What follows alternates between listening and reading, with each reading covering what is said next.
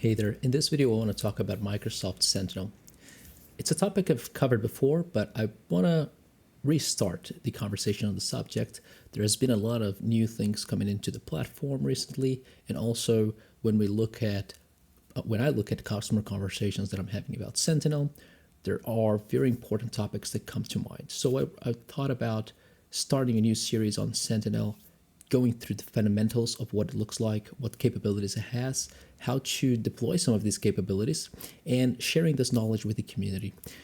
If you find this useful, please subscribe, leave a like, and make sure you comment and leave your thoughts below so that I understand what you're thinking behind this kind of technology is. Let's dive in. All right, so my starting point is always the Microsoft cybersecurity reference architecture.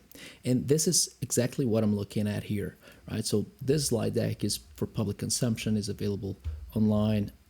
I have a dedicated video just to go through some of highlights of this document, and I highly recommend you have a look at that video if you haven't seen it yet. I just wanted to use this image as a reference for us to talk about Sentinel. So Sentinel being this capability here at the top right corner, or top left corner rather, where we can see the Microsoft Sentinel description and it being connected to different technologies, and also being one of the ways that analysts and hunters leverage for their day-to-day work. This is exactly what Sentinel is, right? So it is a platform for event management and incident management for security. So it's security focused on all your security log sources.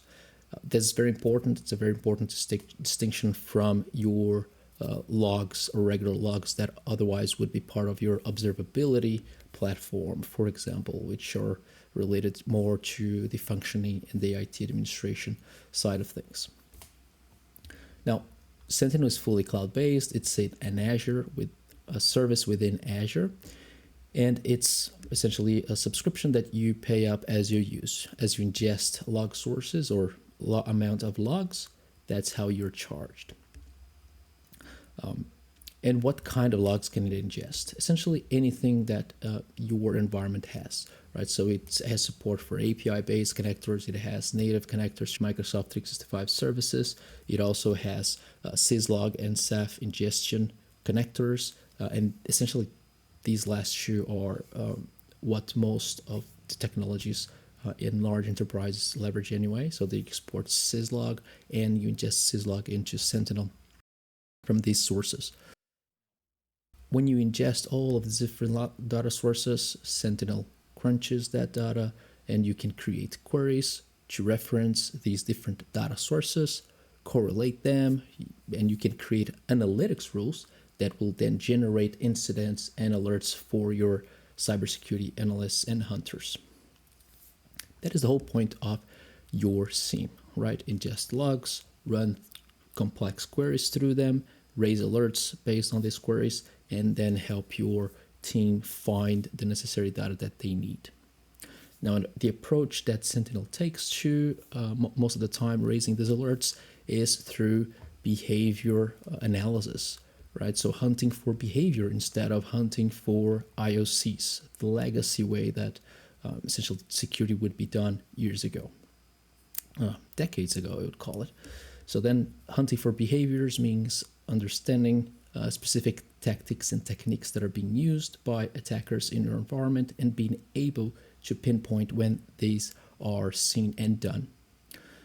Now, I'm not going to touch in this series of videos on how to create your security program based on listing all the behaviors that you're covered for in your environment. I wish to do that at a future video. For this video, I really want to touch on what Sentinel is, how it's created, and how to get started with it.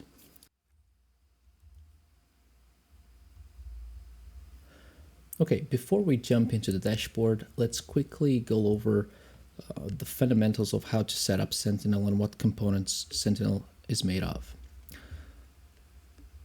So first things first, Sentinel is part of Azure, right? So imagine you have to have an Azure subscription with the ability to create resources in it, right? So that's your Azure subscription.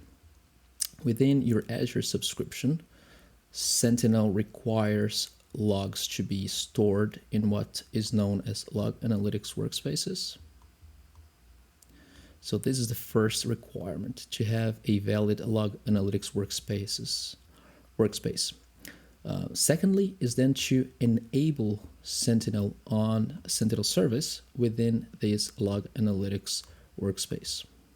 So then what this means is that your Sentinel instance is going to analyze all that data that is sent out to that log analytics workspace. That is a very important concept here, right? Because then we're stating that there are log analytics workspaces that are potentially not covered by Sentinel if you do not architect for it. So there are examples and potential use cases even for you to have log analytics that are ingesting log management data that is not relevant for security. So then there is no need for you to enable Sentinel in this log analytics workspace, for example. But for your security logs, that's what you should do.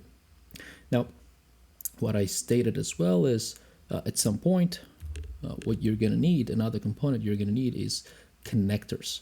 So at the end of the day, if you're sending data from your environment on premises, for example, outside of Azure, and if you have some data sources in here, so think of network devices, for example. Those network devices could be potentially firewalls or potentially other services. So if they are exporting syslog, what you need is a data connector, a syslog data connector. Let's call syslog data connector. So this is a Linux box. You're going to have to install a or dedicate a Linux server for it. You deploy a script that then redirects all traffic to your log analytics workspace. By default, this connector sends that data through encrypted traffic. If there are very strict demands and requirements for purely direct traffic to Azure, there are some Azure services that you can leverage to create a specific tunnel here that is dedicated for Azure, dedicated traffic here as well for additional security to Azure. In large environments, that's often what happens, right? So then this is an example of a connector that would be sent from on premises. Very common scenario as well is going to be potentially Microsoft services as well. So from another cloud, think of the Microsoft, do this pink just for reference. Think of the Microsoft 365 services. So if you are a Microsoft 365 customers and you have SharePoint and then you have Exchange Online, so all of these customer data that have potentially security information to them, they can send their alerts to what we call the Microsoft 365 Defender that will reside in Microsoft Cloud at some point. But a data connector from Microsoft 365, so let me call it Microsoft 365 Defender connector, is going to enable that connectivity from all the security alerts from these different solutions into your log analytics workspace and of course your Sentinel instance.